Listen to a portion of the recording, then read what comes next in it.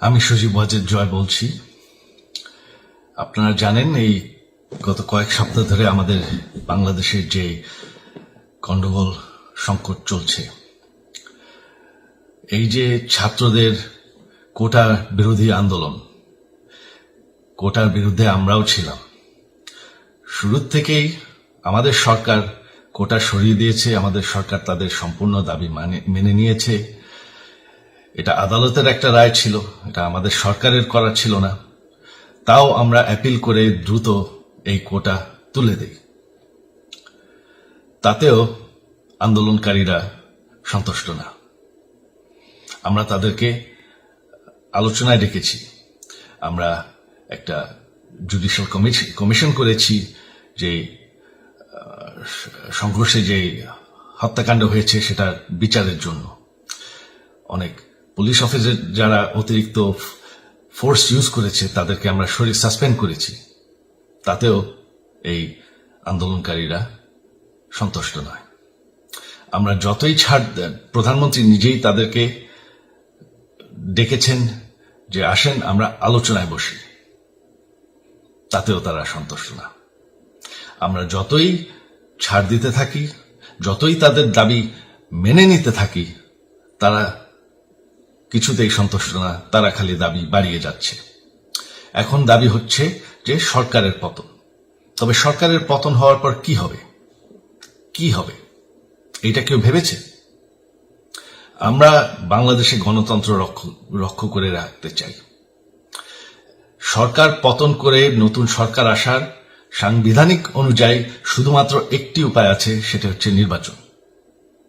আমাদের supreme court রায় দিয়েছে যে কোনো অনির্বাচিত সরকার 1 মিনিটের জন্য ক্ষমতা নিতে পারবে না। তো তাদের এই নির্বাচনের দাবিও যদি আমরা মেনে নেই, তো তারা তো এই পর্যন্ত কোনো দাবি, আমরা যত দাবিতেই রাজি হয়েছি তারা তাদের দাবি বেরিয়ে যাচ্ছে। তার মানে কি, আমরা যদি এখন এই নির্বাচন সরকার পতনের দাবিও মেনে নেই, তারা তখন দাবি করবে যে না, এই সরকারের আন্ডারে নির্বাচন, এই নির্বাচন আমরা মানব না। তখন কি হবে এটা কেউ ভেবেছে? জানি আমাদের সেই সুশীল সমাজ আবার আলোচনা করছে সেই তত্ত্বাবধায়ক সরকারের অভিজ্ঞতা তো আমাদের আছে। আপনারা ভুলে গেছেন সেই তত্ত্বাবধায়ক সরকারকে নষ্ট করে দেওয়া হয়েছিল বিএনপির আমলে ইলেকশন রিগ করার জন্য। তারপর যখন আরেক তত্ত্বাবধায়ক সরকার আসলো, দেশের কি অবস্থা হয়েছিল। শেষমেশ সব থেকে বড় কথা যে আমাদের সংবিধানে স্পষ্ট বলা আছে এবং আমাদের সুপ্রিম কোর্ট রায় দিয়েছে যে অনির্বাচিত সরকার 1 মিনিটের জন্য দেশের ক্ষমতায় থাকতে পারবে না।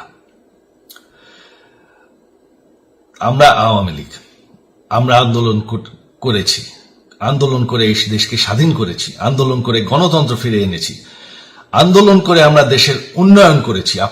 আপনারা যে বঙ্গবন্ধুর মেয়ে শেখ হাসিনার বিরুদ্ধে বলছেন, আজকে শেখ হাসিনা না থাকলে বাংলাদেশ এতদূর আসতে পারত? অসম্ভব। কেউ কল্পনা করতে পারে নাই যে বাংলাদেশ এরকম উন্নতি করবে, এরকম উন্নয়ন হবে। ঠিক আছে, শেখ হাসিনার পর আপনাদের কি হবে সেটা আমারও চিন্তার বিষয় না, আমার পরিবারের আর চিন্তার বিষয় না, আপনারা বুঝবেন। তবে এইভাবে সংঘর্ষ করে, হত্যাকাণ্ড করে ক্ষমতা দখল করা যাবে না। এটা আর আন্দোলন না। যখন পুলিশ হত্যা করা হচ্ছে, নিরীহ মানুষের উপর হত্যাকাণ্ড চলছে, মানুষের বাসায় আগুন দেওয়া হচ্ছে, জার্নালিস্টদেরকে হত্যা করা হচ্ছে, এটা হয়ে গেছে সন্ত্রাস। আর সন্ত্রাস মোকাবেলা শুধুমাত্র একটি ভাবে করা যায়।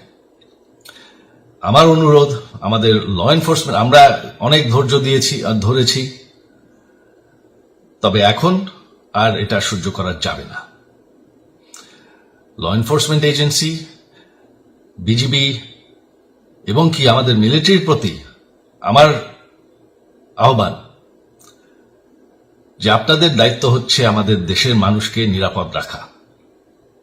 এবং আমাদের দেশকে নিরাপদ রাখা, আমাদের দেশের সংবিধানকে নিরাপদ রাখা, সংবিধানকে রক্ষা করা।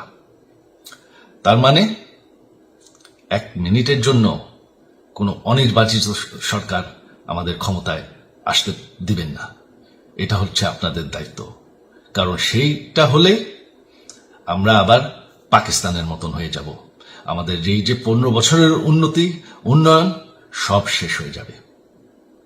বাংলাদেশ এর থেকে আর কোনোদিন ফিরে আসবে না। আমিও সেটা চাই না, আপনারাও সেটা চান না। আমি সজীব ওয়াজের জয় যতদিন আমার পক্ষে সম্ভব আমি সেটা হতে দেব না। জয় বাংলা, জয় বঙ্গবন্ধু।